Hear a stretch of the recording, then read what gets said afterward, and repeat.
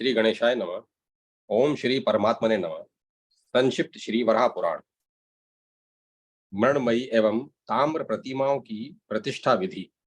भगवान वराह कहते हैं, वसुंधरे, अब मृत्तिका से बनी अपनी प्रतिमा का स्थापन विधान कहता हूँ, सुनो। मृणमयी मूर्ति सुंदर, स्पष्ट और अखंडित होनी चाहिए। यदि काष्ठ न मिले तो मिट्टी का अथवा पाषाण का विग्रह बनाने का विधान है।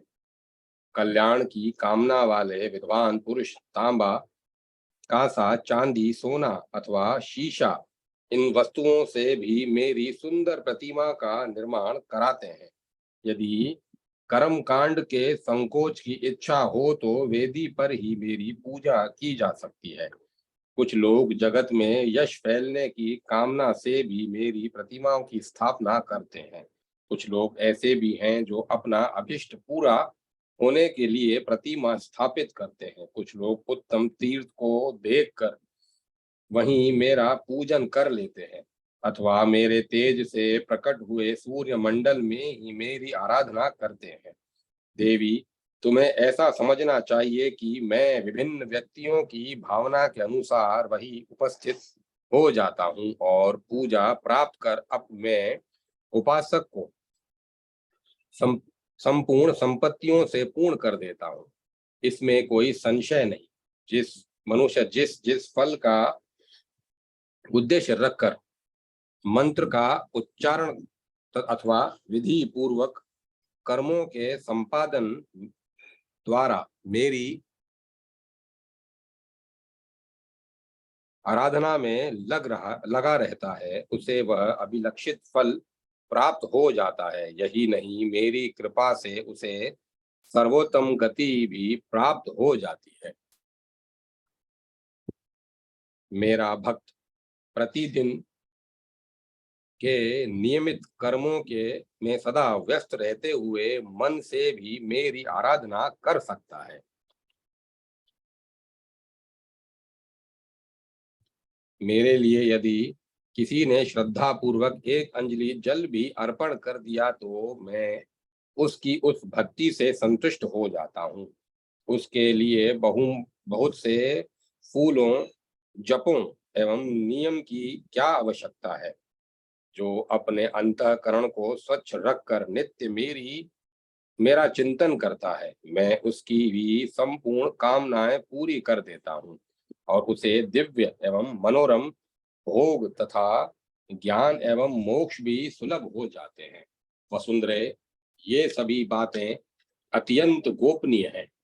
मेरे कर्मों में श्रद्धा रखने वाला व्यक्ति मृणमयी प्रतिमा का निर्माण कर श्रवण नक्षत्र के श्रवण नक्षत्र में उसके स्थापन एवं प्रतिष्ठा की तैयारी करे। इसमें भी पूर्वोक्त मंत्रों का उच्चारण कर उसी विधि से स्थापना करनी चाहिए। जल के साथ पंचगव्य और चंदन को मिलाकर उससे मेरी प्रतिमा की को स्नान करावे। उस समय कहे, अच्युत, जो विश्व की रचना करते हैं तथा जिनकी कृपा से जगत की सत्ता सुरक्षित है, वे आप ही हैं। भगवन, मुझ पर कृपा करके आप इस मृणमयी प्रतिमा में प्रतिष्ठित होइए। प्रभु, आप कारण के भी कारण, प्रचंड तेजस्वी, परम प्रकाशमान तथा महापुरुष हैं। आपको मेरा निरंतर नमस्कार है। ऐसा कहकर उस प्रतिमा की मंदिर में स्थापना करें। यहाँ भी पहले की ही तरह 4 कलशों का स्थापन करना चाहिए। उन चारों कलशों को लेकर इस भाव का मंत्र पढ़ना चाहिए। भगवान, आप ओमकार स्वरूप हैं, समुद्र आपका ही रूप है। जो वरुण की कृपा प्राप्त करके सम्यक प्रकार से पूजा पाता है तथा उसके हृदय में जल राशि एवं प्रसन्नता भरी रहती है, इस विचार को सामने करके मैं आपको उत्तम अभिषेक अर्पित करता हूँ। जिसकी विशाल भुजाएं हैं, अग्नि, पृथ्वी एवं रस, ये सभी जिनसे सत्तावान बने हैं, ऐसे आपको मैं प्रणाम करता हूँ। अर्चा विग्रह का इस प्रकार स्नान कराकर पूर्व कथित नियमों के अनुसार चंदन, पुष्प, माला, अगरू, धूप, कपूर एवं कुमकुम युक्त धूप से ओम नमो नारायणाय, ओम नमो नारायणाय, ओम नमो नारायणाय इस मंत्र का उच्चारण करते हुए पूजन कर न्याय के अनुसार पितृ तर्पण करें। फिर वस्त्र अर्पण करते समय भी ओम नमो नारायणाय, ओम नमो नारायणाय, ओम नमो नारायणाय कहकर मंत्र पढ़े। तत्पश्चात नैवेद्य अर्पित करें और पूर्वोक्त मंत्र से पुनः आचमन देकर शक्ति पाठ करें। मंत्र का भाव यह है, देवताओं, ब्राह्मणों, क्षत्रियों और वैश्यों को शांति सुलभ हो, वृद्ध और बाल वृंद उत्तम शांति प्राप्त करें, भगवान पर्जन्य जल की वृष्टि करें और पृथ्वी धान्यों से परिपूर्ण हो जाए। इस अर्थ वाले मंत्र से विधि पूर्वक शांति पाठ करना चाहिए। तत्पश्चात श्री हरि में श्रद्धा रखने वाले ब्राह्मणों का पूजन कर उनकी वंदना करें और पूजा की त्रुटियों के लिए क्षमा प्रार्थना कर विसर्जन करें। विसर्जन के बाद वहां जितने लोग हों उनका उचित सत्कार करना चाहिए। यदि किसी को मेरा सायुज्य प्राप्त करने की इच्छा हो तो वह गुरु की भी विधि पूर्वक पूजा करे। जो व्यक्ति शास्त्र वेद कर्म को संपन्न कर भक्ति के साथ गुरु की पूजा करता है वह मानो निरंतर मेरी ही पूजा करता है।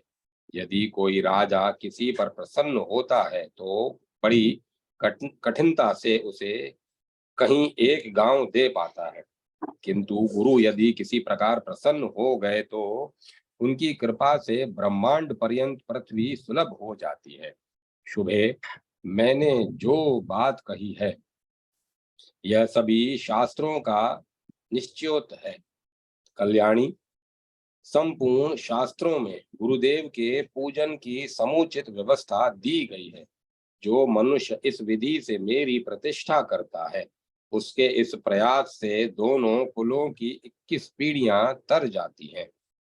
पूजा करते समय मेरे विग्रह पर जितनी जल बिंदुएं गिरती हैं उतने हजार वर्षों तक वह व्यक्ति मेरे लोकों में आनंद भोगता है।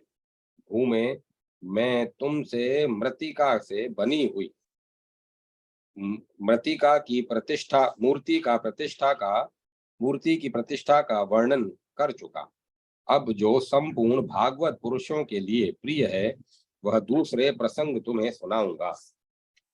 भगवान वराह कहते हैं, वसुंधरे, मेरी ताम्र की सुंदर एवं चमकीली आर्चा का निर्माण कराकर समुचित उपचार पूर्वक मंदिर में ले आए और उत्तराभिमुख रखे। फिर चित्रा नक्षत्र में उसका अनादि वासन कर अनेक प्रकार के गंधों एवं पंचगव्य से मिश्रित जल से मेरी प्रतिमा को स्नान कराए। स्नान कराने के मंत्र का भाव यह है, भगवान, जो जगत के एकमात्र तत्व तथा उसके आश्रय हैं वे आप ही हैं। आप मेरी प्रार्थना स्वीकार करके यहाँ पधारिए और 5 भूतों के साथ इस ताम्र की प्रतिमा में प्रतिष्ठित होकर मुझे दर्शन दीजिए। यशस्विनी, इस प्रकार प्रार्थना पूर्वक प्रतिमा स्थापित कर पूर्वोक्त विधि के क्रम से अधिवासन समापक पूजा संपन्न करें। दूसरे दिन सूर्योदय होने पर वेद की ऋचा से शुद्धि करके मंत्र पूर्वक मूर्ति को स्नान करावे। उपस्थित ब्राह्मण मंडली वेद ध्वनि करे और मांगलिक वस्तुएं मंडप में रखी जाए। पूजा करने वाला व्यक्ति सुगंधित द्रव्य से युक्त जल लेकर इस भाव के मंत्र को पढ़ता हुआ मेरी प्रतिमा को स्नान करावे। भाव यह है, ओमकार स्वरूप प्रभु जो सर्वोपरि विराजमान है, सर्व समर्थ है, जिनकी शक्ति पाकर माया बलवती हुई है, तथा जो योगिक शक्ति के शिरोमणि हैं, वे पुरुष आप ही तो हैं। प्रभु, मेरे कल्याण के लिए यथाशीघ्र यहाँ पधारिए और इस ताम्रमयी प्रतिमा में विराजने की कृपा कीजिए। ओमकार स्वरूप भगवन, आप परम पुरुष हैं। सूर्य, चंद्रमा, अग्नि, वायु, श्वास एवं प्रश्वास, ये सब स्वयं आप ही तो हैं। किसी प्रकार गंध, पुष्प एवं दीपक से अर्चना करनी चाहिए। स्थापना के मंत्र का भाव यह है, तीनों लोकों के प्रतिपालक पुरुषोत्तम, आप प्रकाश के भी प्रकाशक, विज्ञान में आनंद में एवं संसार के प्रकाशक हैं। भगवन, यहाँ आइए और इस प्रतिमा के में सदा के लिए विराजिए और कृपा कर मेरी रक्षा कीजिए। वैष्णव शास्त्रों में जो नियम बतलाए गए हैं, उसके अनुसार इस मंत्र को पढ़कर स्थापना करनी चाहिए। फिर हाथ में निर्मल श्वेत वस्त्र लेकर कहें, संपूर्ण विश्व पर शासन करने वाले प्रभु, आप ओमकार स्वरूप परम पुरुष परमात्मा, जगत में एकमात्र तत्व एवं शुद्ध स्वरूप हैं। ऐसे आप पुरुषोत्तम को मेरा नमस्कार है। मैं आपको ये सुंदर वस्त्र अर्पित करता हूँ। आप इन्हें स्वीकार करने की कृपा कीजिए। पृथ्वी, मेरे क्रम में परायण होने वाला पृथ्वी मेरे कर्म में परायण रहने वाला मानव प्रतिमा को वस्त्रों से आच्छादित कर फिर विधि पूर्वक मेरी अर्चा करे।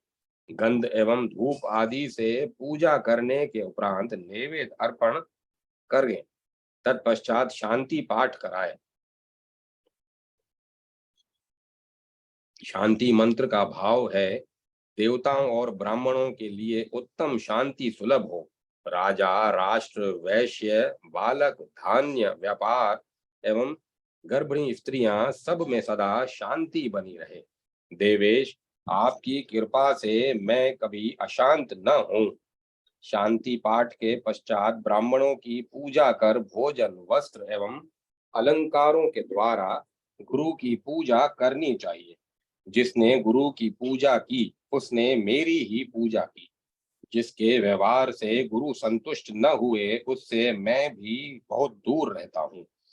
जो मनुष्य इस विधान से मेरी स्थापना करता है, उसके इस कार्य से 36 पीढ़ियां तर जाती हैं। भद्रे, तांबे की प्रतिमा में मेरे स्थापन की यह विधि है, जिसे तुम्हें बतला दिया। इसी भांति सभी प्रतिमाओं की पूजा का प्रकार मैं तुम्हें बता दूंगा। पृथ्वी, मुझे स्नान कराते समय जल की जितनी बूंदें मूर्ति के ऊपर गिरती हैं, प्रतिष्ठा करने वाला व्यक्ति उतने वर्षों तक मेरे लोक में निवास पाता है। अध्याय 183 184 समाप्त। कांस्य प्रतिमा स्थापन की विधि। भगवान वराह कहते हैं, सुंदरी, कांस्य धातु से स्वच्छ, सुंदर, सभी अंग संपन्न प्रतिमा बनवाकर श्रेष्ठ ज्येष्ठा नक्षत्र में मूर्ति को घर पर लाकर मांगलिक ध्वनि के साथ उसकी भी प्रतिष्ठा करनी चाहिए। मेरी प्रतिमा के प्रवेश काल में विधि के अनुकूल अर्घ्य लेकर मंत्र पढ़ना चाहिए। उसका भाव यह है, जगत प्रभु, जो संपूर्ण यज्ञों में पूजा प्राप्त करते हैं, योगी जन जिनका ध्यान करते हैं, जो सदा सबकी रक्षा करते हैं, जिनकी इच्छा पर विश्व की सृष्टि, पालन आदि निर्भर है, तथा जो महान आत्मा एवं सदा प्रसन्न रहते हैं, वे आप ही हैं। भगवन, आप भली प्रकार से मेरी यह पूजा स्वीकार कर प्रसन्नता पूर्वक इस विग्रह में विराजिए। फिर अर्घ्य देकर शास्त्रीय विधि का पालन करते हुए मूर्ति के मुख को उत्तर की ओर करके रखें। प्रतिष्ठा के समय पंचगव्य, सभी प्रकार के चंदन, लाजा एवं मधु से संपन्न 4 कलशों को स्थापित करने की विधि है। पवित्रात्मा पुरुष को चाहिए कि सूर्यास्त हो जाने पर मेरी ये वह प्रतिमा पूजा करने के विचार से वहीं रख दे। साथ ही भगवन निमित्त उन शुद्ध कलशों को उठाकर विग्रह के पास ओम नमो नारायणाय, ओम नमो नारायणाय, ओम नमो नारायणाय कहकर रखना चाहिए। तत्पश्चात आगे का मंत्र पढ़ना चाहिए। मंत्र का भाव यह है, भगवन ब्रह्मांड एवं युग का आदि और अंत आपके ही रूप हैं। आपके अतिरिक्त विश्व में कहीं कुछ भी नहीं है। लोकनाथ, अब आप यहाँ आ गए हैं, अतः सदा के लिए विराजिए। प्रभु आप संसार रूप हैं। प्रभु आप संसार रूप से विकार, परमात्मा रूप से निराकार, निर्गुण होने से आकाश आकार शून्य तथा मूर्तिमान होने से साकार भी है। आपको मेरा प्रणाम है।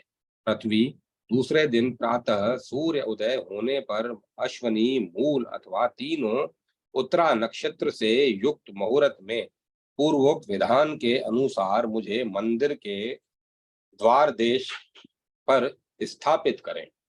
सब प्रकार से शांति करने के लिए जल, गंध और फल के साथ ओम नमो नारायणाय, ओम नमो नारायणाय, ओम नमो नारायणाय इसका उच्चारण कर प्रतिमा को भीतर ले जाएं। कलशों में चंदन युक्त जल भरकर उसे अभिमंत्रित करें। फिर उसी जल से स्नान कराएं। संपूर्ण अंगों को शुद्ध करने के लिए मंत्र पूर्वक जल का आवाहन करें। मंत्र का भाव यह है, पुरुषोत्तम आपको नमस्कार है।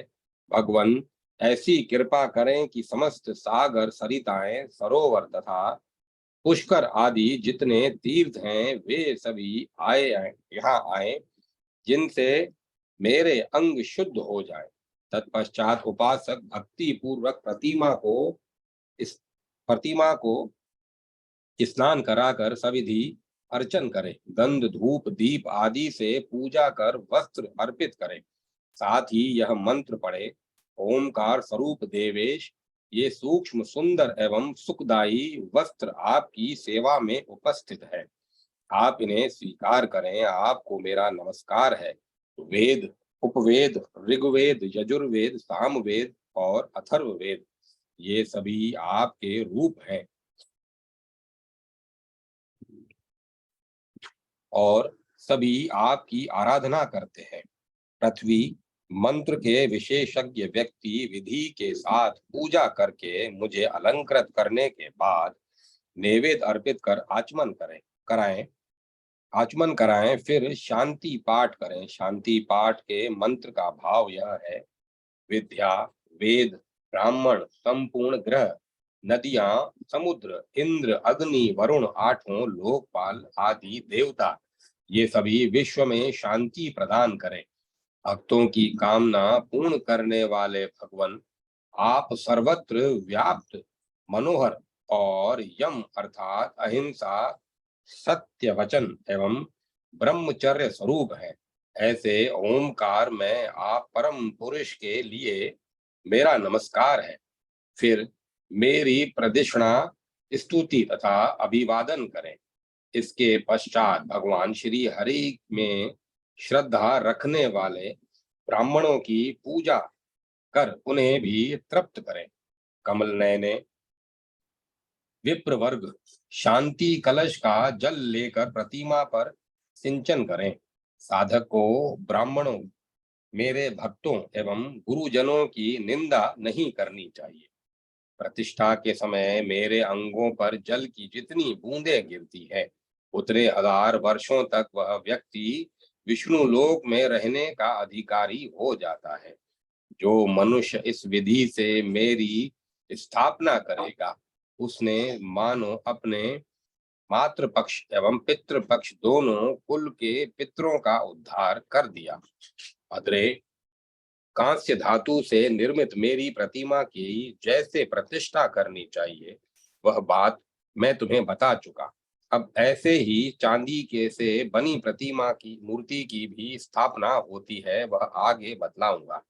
अध्याय 185 समाप्त। रजत स्वर्ण प्रतिमा के स्थापन तथा शालग्राम और शिवलिंग की पूजा का विधान।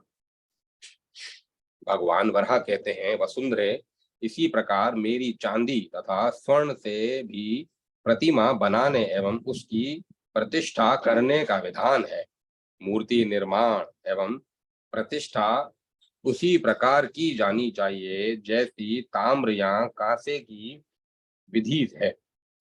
वसुंधरे, इसमें भी पूजा अर्चा, कलश स्थापन एवं शांति पाठ का भी पूर्व विधान ही अनुष्ठित होना चाहिए। पृथ्वी बोली, माधव, आपने स्वर्ण आदि से बनी हुई जिन प्रतिमाओं की बात बताई है, प्राय उन सभी में आपका निवास है, पर शालग्राम शिला में आप स्वभावतया सदा निवास करते हैं। प्रभो, मैं यह जानना चाहती हूँ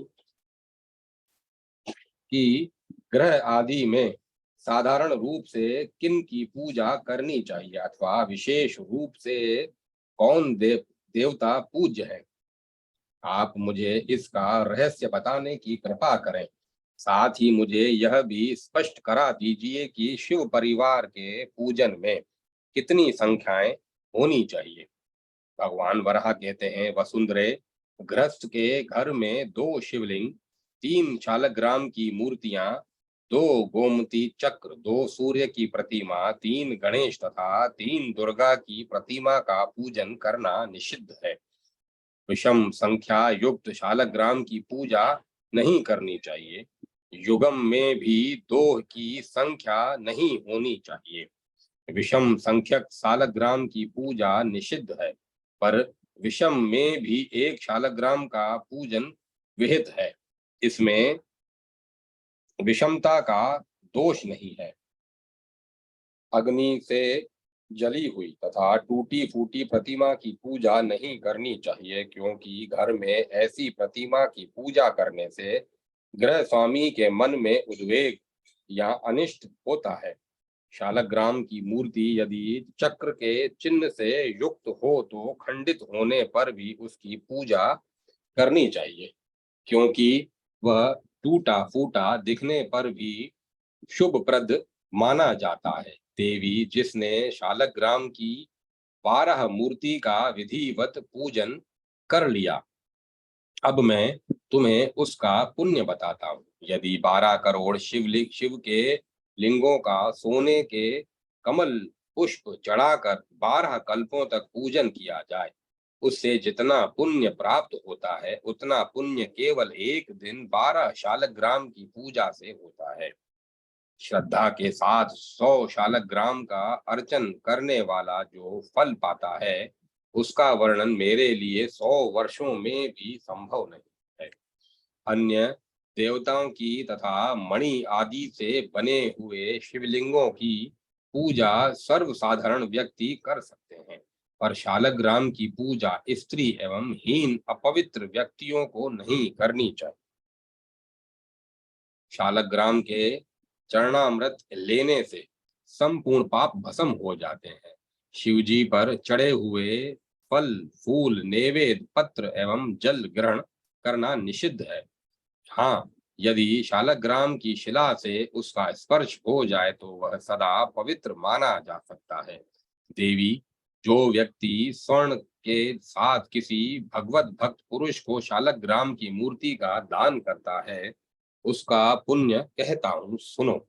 वसुंधरे, उसे वन एवं पर्वत सहित समुद्र पर्यंत संपूर्ण पृथ्वी सत्पात्र ब्राह्मण को देने का पुण्य प्राप्त होता है।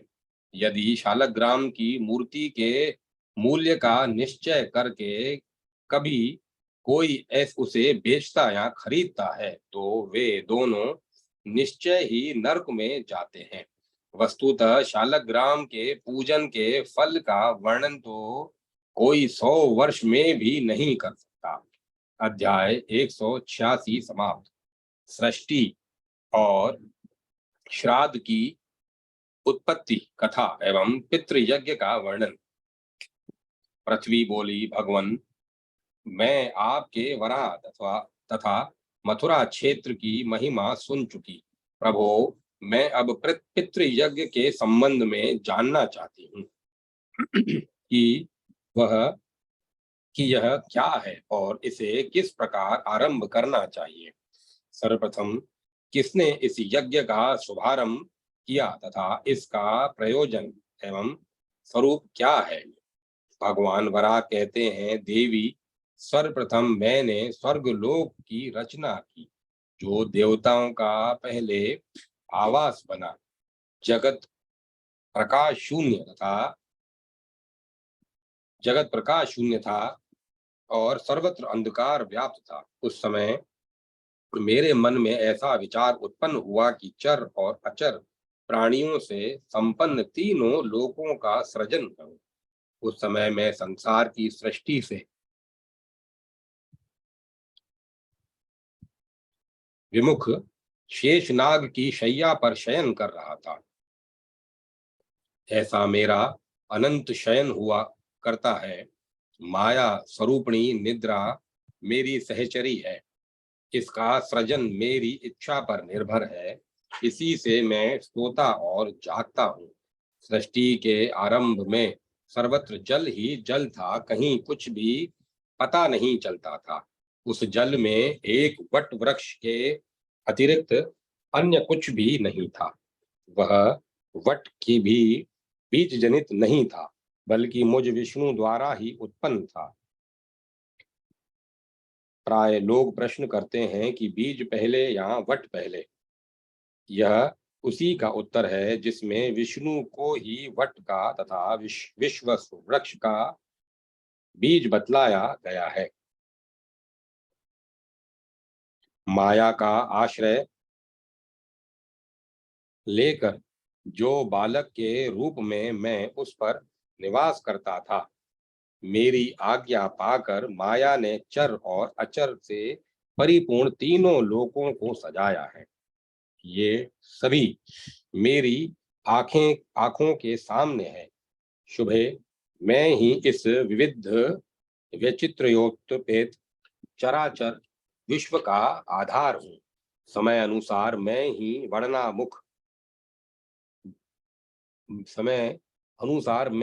बड़वा मुख नामक अग्नि बन जाता हूँ।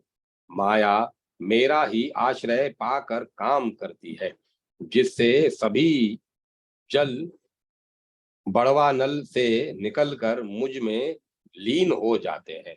प्रलय की अवधि पूरी हो जाने पर लोक पितामह ब्रह्मा ने मुझसे पूछा कि मैं क्या करूं।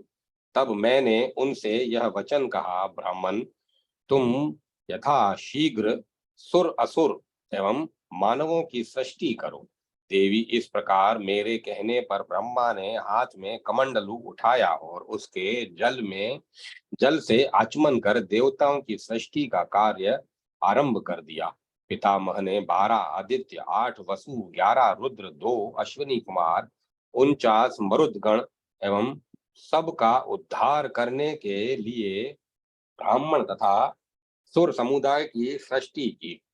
उनकी भुजाओं से क्षत्रियों की, पुरुषों से वैश्यों की तथा चरणों से शूद्रों की उत्पत्ति हुई। देवी, उन्हीं से देवता और असुर सब के सब धराधाम पर विराजने लगे। देवता और दानवों में तप तथा बल की अधिकता हुई।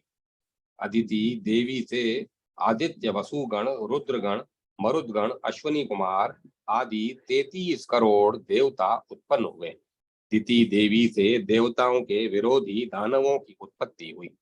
उसी समय प्रजापति ने तपोधन ऋषियों को उत्पन्न किया। वे सभी तीव्र तेज के कारण सूर्य के समान प्रकाशित हो रहे थे। उन्हें सभी शास्त्रों का पूर्ण ज्ञान था। अब उनके पुत्रों तथा पौत्रों की संख्या सीमित न रही। उन्हीं में से एक निमि हुए।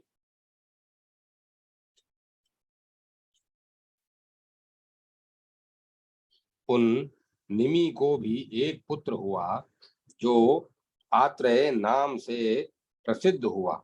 वह जन्म से ही सुंदर, संयत संयत चित्त एवं उदार स्वभाव का था। वह मन को एकाग्र कर अविचल भाव से सावधान होकर तपस्या करता। वसुंधरे पंचाग्नि तापना, वायु पीकर रहना, भुजा ऊपर उठाकर एक पेड़ से खड़े रहना, सूखे पत्ते एवं जल ग्रहण करना, शीतकाल में जल शयन करना, फूलों के आहार पर रहना तथा चंद्रायण व्रत का पालन करना, ये उसकी तपस्या के अंग थे। उन सभी नियमों का पालन करते हुए वह 10,000 वर्षों तक तपस्या में लीन रहा। इतने में कालवश उसका देहांत हो गया। ऐसे सुयोग्य पुत्र की मृत्यु से निमि का हृदय शोकपूर्ण हो गया।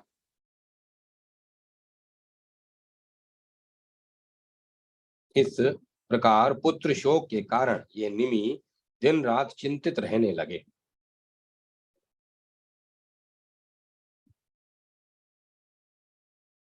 माधवी, उस समय निमि ने 3 रात तक शोक मनाया। उनकी बुद्धि बहुत विस्तृत थी। अतः इस शोक से मुक्त होने पर विचार किया कि माघ मास की द्वादशी का दिन उपयुक्त है और फिर उस दिन पुत्र के लिए श्राद्ध की व्यवस्था की। उस बालक आत्रेय को खाने एवं पीने के लिए जितने भोजन के पदार्थ, अन्न, फल, मूल तथा रस थे, उन्हें एकत्र कर फिर स्वयं पवित्र होकर सावधानी के साथ ब्राह्मण को अर्पित आमंत्रित कर किया और अपस्वय विधान से सभी श्राद्ध कार्य संपन्न किए। सुंदरी, इसके बाद 7 दिनों का कृत्य एक साथ संपन्न किया। शाक, फल और मूल इन वस्तुओं से पिंडदान किया। 7 ब्राह्मणों की विधिवत पूजा की, कुशों को दक्षिण की ओर अग्रभाग करके रखकर नाम और गोत्र का उच्चारण करके मुनिवर निमि ने धार्मिक भावना से अपने पुत्र के नाम पिंड अर्पण किया। भद्रे इस प्रकार विधान पूरा करते रहे। दिन समाप्त हो गया और भगवान सूर्य अस्ताचल को चले गए। यह परम दिव्य उत्तम कर्म श्रेष्ठ भाव से संपन्न हुआ। उन्होंने मन और इंद्रियों को वश में करके आशाएं त्याग दी और अकेले ही शुद्ध भूमि में पहले कुश तब मृग चर्म और उसके बाद वस्त्र बिछाकर बैठ गए। उनका वह आसन न बहुत ऊंचा था न अति नीचा। चित्त और इंद्रियों की क्रियाओं को वश में करके एकाग्र हो अपने अंतःकरण को शुद्ध करने के लिए उन्होंने योगासन लगाया और अपने शरीर तथा सिर को समान रखकर अचल कर लिया।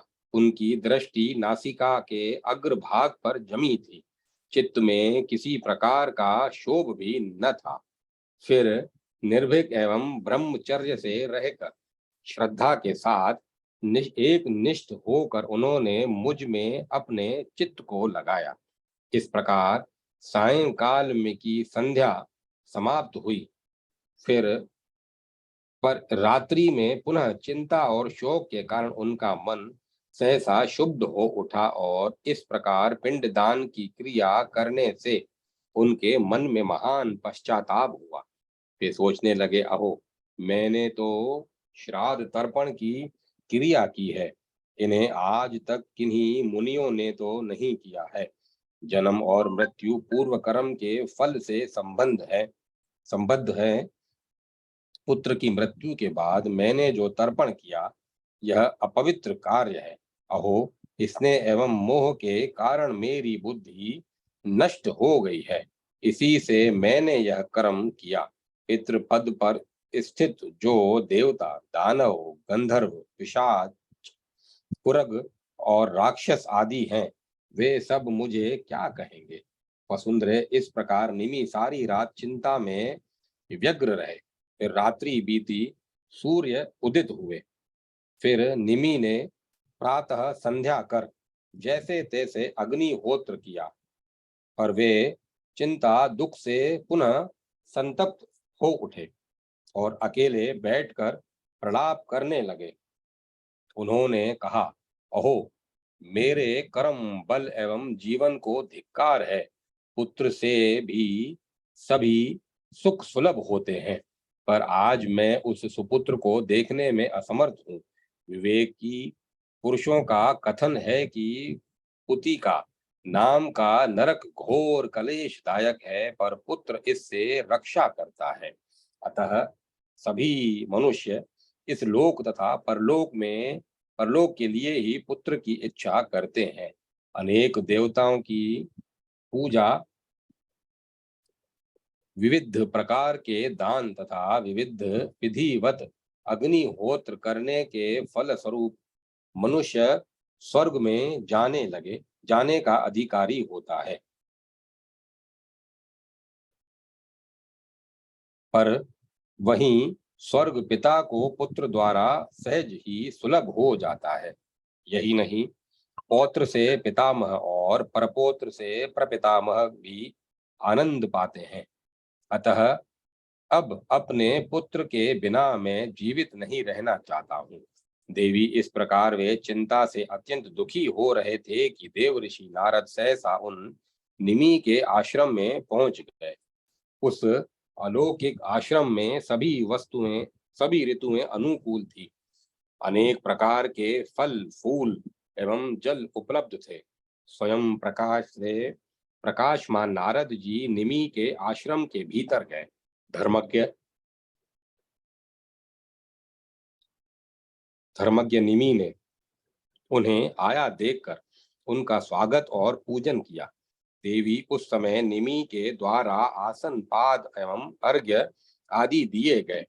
नारद जी ने उन्हें ग्रहण कर फिर उनसे इस प्रकार कहना आरंभ किया। नारद बोले, निमिये, तुम्हारे जैसे ज्ञानी पुरुष को इस प्रकार शोक नहीं करना चाहिए। जिनके प्राण चले गए हैं उनके लिए तथा जिनके प्राण नहीं गए हैं उनके लिए पंडित जन शोक नहीं करते। यदि कोई मर जाए, नष्ट हो जाए अथवा कहीं चला जाए, उनके लिए जो व्यक्ति शोक करता है उसके शत्रु हर्षित होते हैं। जो मर गया, नष्ट हो गया, वह पुनः लौट आए, यह संभव नहीं है। चर और अचर प्राणियों से संपन्न इन तीनों लोकों में मैं किसी को अमर नहीं देखता। देवता, दानव, गंधर्व, मनुष्य, मृग, ये सभी काल के ही अधीन है। तुम्हारा पुत्र श्रीमान निश्चय ही एक महान आत्मा था।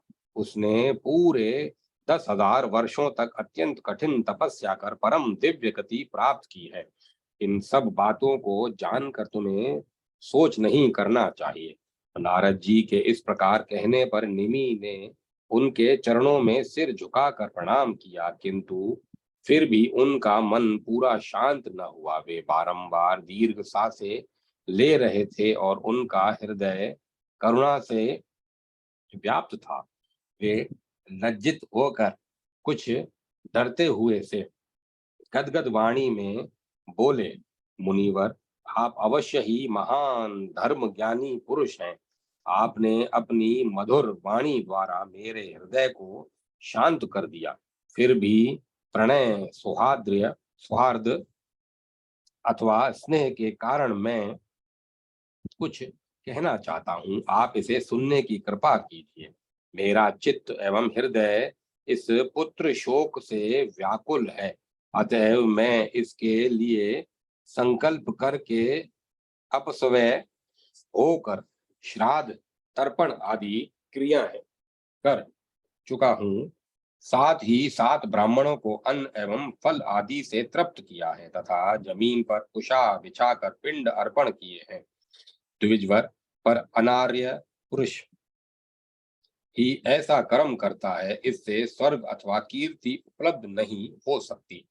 मेरी बुद्धि मारी गई थी, मैं कौन हूँ यह मुझे स्मरण न था। अज्ञान से मोहित होने के कारण यह काम मैं कर बैठा। पहले के किसी भी देवता ऋषि ने ऐसा काम नहीं किया है। प्रभु, मैं ऊहापोह में पड़ा हुआ हूँ कि कहीं मुझे कोई प्रत्यवाय या शाप न लग जाए। नारद जी बोले, द्विज श्रेष्ठ, तुम्हें भय नहीं करना चाहिए। मेरे देखने में यह अधर्म नहीं किंतु परम धर्म है, इसमें कोई संशय नहीं करना चाहिए। अब तुम अपने पिता की शरण में जाओ। नारद जी के इस प्रकार कहने पर निमि ने अपने पिता का मन, वाणी और कर्म से ध्यान पूर्वक शरण ग्रहण किया और उनके पिता भी उसी समय उनके सामने उपस्थित हो गए। उन्होंने निमि को पुत्र शोक से संतप्त देखकर उन्हें कभी व्यर्थ न होने वाले अभिष्ट वचनों द्वारा आश्वासन देना आरंभ किया। निमे, तुम्हारे द्वारा जो संकल्पित कार्य हुआ है तपोधन, यह पृथ्वी यज्ञ है। स्वयं ब्रह्मा ने इसका नाम पितृ यज्ञ रखा है। तभी से यह धर्म व्रत एवं क्रतु नाम से अभिहित होता आया है। बहुत पहले स्वयंभू ब्रह्मा ने भी इसका आचरण किया था। उस समय विधि के अनुसार विधि के उत्तम जानकार ब्रह्मा ने जो यज्ञ किया था उसमें श्राद्ध कर्म की विधि एवं प्रेत कर्म का विधान है। उसे उन्होंने नारद को भी सुनाया था। भगवान वराह कहते हैं, सुंदरी, अब मैं ब्रह्मा द्वारा उपदिष्ट उस श्राद्ध विधि का भली भांति प्रतिपादन करता हूँ, सुनो। इससे ज्ञात हो जाएगा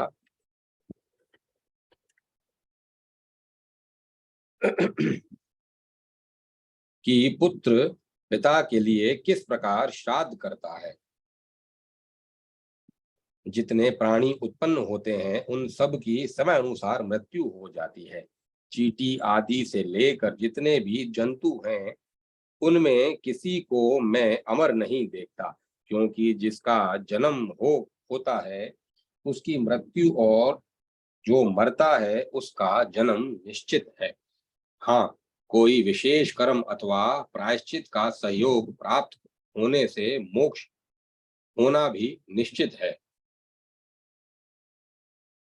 सतव, रज और तम, ये तीनों शरीर के गुण कहे जाते हैं। कुछ दिनों के पश्चात युग के अंत में मनुष्य अल्पायु हो जाएंगे। तमोगुण की प्रधानता वाले मानव कर्म दोष के प्रभाव से सात्विक विषय पर ध्यान नहीं देते, अतः उस कर्म के प्रभाव से उन्हें नरक में जाना पड़ता है। फिर अगले जन्मों में उन्हें पशु, पक्षी अथवा राक्षस की योनि मिलती है। वेद को जानने वाले सात्विक ज्ञानी लोग धर्म, ज्ञान और वैराग्य के सहारे मुक्ति मार्ग की ओर अग्रसर होते हैं। क्रूर, भयभीत, हिंसक, निर्लज, अज्ञानी, श्रद्धाहीन मनुष्य को और पिशाच के समान व्यवहार करने वाले को तमोगुणी जानना चाहिए। उससे कोई अच्छी बात बताई जाए तो वह समझता नहीं है। इसी प्रकार पराक्रमी, अपने वचन के पालन करने वाले, स्थिर बुद्धि, सदा संयमशील, शूरवीर तथा प्रसिद्ध व्यक्ति को राजस पुरुष मानना चाहिए। जो क्षमाशील, इंद्रिय विजयी, परम पवित्र, उत्तम ज्ञानवान, श्रद्धालु तथा तप एवं स्वाध्याय में सदा संलग्न रहते हैं, वे सात्विक पुरुष हैं। ब्रह्मा जी ने निमि से कहा था, पुत्र, इस प्रकार सोच विचार कर तुम्हें शोक करना अनुचित है, क्योंकि शोक सबका संहारक है। वह लोगों के शरीर को जला देता है। इसके प्रभाव से मनुष्य की बुद्धि नष्ट हो जाती है। लज्जा, धृति, धर्म, श्री, कीर्ति, नीति नीति तथा संपूर्ण शोकाकुल मनुष्य का परित्याग कर देते हैं। अतएव पुत्र, तुम शोक का त्याग करके परम सुखी बनने का प्रयत्न करो। मूर्ख मनुष्य मोहवश हिंसा तथा मिथ्या भाषण करने में तत्पर हो जाता है। ऐसे मनुष्य को अपने दोषों के कारण घोर नरक में निवास करना पड़ता है। अतः अब मैं धार्मिक जगत का कल्याण होने के लिए सच्ची बात बताता हूँ, तुम उसे सुनो। संपूर्ण संसार से आसक्ति हटाकर धर्म में बुद्धि को लगाना चाहिए। यह सार वस्तु है। स्वयंभू मनु ने जो कहा है तथा तुमने जो श्राद्ध किया है, उस इस पर विचार करके मैं चारों वर्णों के लिए विधान बतलाता हूँ, उसे सुनो। जिस समय प्राण कंठ स्थान पर पहुंच जाता है, उस समय मनुष्य भय और भ्रांतिवश अत्यंत घबरा जाता है और वह सभी दिशाओं में दृष्टि डालने में असमर्थ हो जाता है। किसी क्षण में स्मृति भी आ जाती है। माधवी, जीव की जब तक आंख नहीं खुलती तब तक भूमि के देवता ब्राह्मण गण स्नेह पूर्वक सामने सत्य शास्त्र पढ़े तथा और यथा योग्य दान आदि धर्म कराना समुचित है। दूसरे लोक में उस प्राणी का कल्याण हो, इसीलिए योगदान करना चाहिए। इसकी विशेष महिमा है। धरातल पर विचरना और अमृत तुल्य दुग्ध प्रदान करना गौ का स्वाभाविक गुण है। इसके दान से मनुष्य यथाशीघ्र ताप से छूट जाता है। इसके बाद मरणासन प्राणी के कान में श्रुति कथित दिव्य मंत्र सुनाना चाहिए। वह प्राणी अन्यत अत्यंत विवश हो जाए तो मनुष्य उसे देखकर मंत्र पढ़कर वर्णा कालोचित कर्म विधि पूर्वक संपन्न करे। इस मंत्र में संपूर्ण संसार से प्राणी को मुक्त करने की शक्ति है। फिर तत्काल मधुपर्क हाथ में लेकर कहे, ओमकार स्वरूप भगवान, आप मेरा अर्पण किया हुआ मधुपर्क स्वीकार करने की कृपा करें। यह परम स्वच्छ संसार में आने जाने का नाशक अमृत के समान भगवत प्रेमी व्यक्तियों के लिए नारायण रचित दाह मिटाने वाला तथा देवलोक में परम पूजनीय है। यह कहकर उसे मरणासन प्राणी के मुख में डाल दें। इसके फल स्वरूप व्यक्ति परलोक में सुख पाता है। इस प्रकार की विधि संपन्न होने पर यदि प्राण निकलते हैं तो वह प्राणी फिर संसार में जन्म नहीं पाता। मृत प्राणी की सदगति के उद्देश्य से उसे वृक्ष के नीचे ले जाकर अनेक प्रकार के गंधों तथा घृत तेल के द्वारा उस प्राणी के शरीर का शोधन करें। साथ ही तेजस एवं अविनाशी सभी कार्य उसके लिए करना उचित है। जल के सन्निकट दक्षिण की ओर पैर करके लेटा देना चाहिए।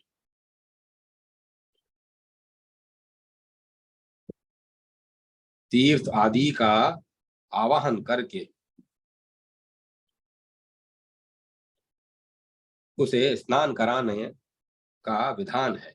गया आदि जितने तीर्थ ऊंचे विशाल एवं पुण्यमय पर्वत, कुरुक्षेत्र, गंगा, यमुना, कोशिकी, पयोष्णी, गणकी, भद्रा, सरयू, बलदा, अनेक वन, वराह तीर्थ, पिंडराक क्षेत्र, पृथ्वी के संपूर्ण तीर्थ तथा चारों समुद्र, इन सभी का मन में ध्यान करके मृत प्राणी को उस जल से स्नान कराना चाहिए।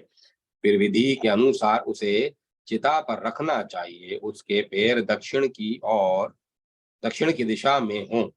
विधान, दिव्य अग्नियों का ध्यान करके हाथ में अग्नि उठा ले, उसे प्रज्वलित करके विधिवत यह मंत्र पढ़ना चाहिए। मंत्र का भाव है, अग्निदेव, यह मानव जाने अथवा अनजाने जो कुछ भी कठिन काम कर चुका है, किंतु अब मृत्यु काल के अधीन होकर यह इस लोक से चल बसा। धर्म अधर्म लोभ और मोह से यह सदा संपन्न रहा, फिर भी आप इसके गात्रों को भस्म कर दें और यह स्वर्ग लोक में चला जाए। इस प्रकार कहकर प्रदक्षिणा कर जलती हुई अग्नि उसके सिर के स्थान में प्रज्वलित कर दें। फिर तर्पण कर मृत व्यक्ति का नाम लेकर पृथ्वी पर उसके लिए पिंड दें। पुत्र चारों वर्णों में इसी प्रकार का संस्कार होता है। फिर शरीर और वस्त्रों को धोकर वहां से लौटना चाहिए। उसी समय से 10 दिन पर्यंत सभी सगोत्र के लोग अशोच के भागी बन जाते हैं और उन्हें देव कर्मों में अधिकार नहीं रह जाता। अध्याय 187 समाप्त। अब मैं कथा को विराम देता हूँ।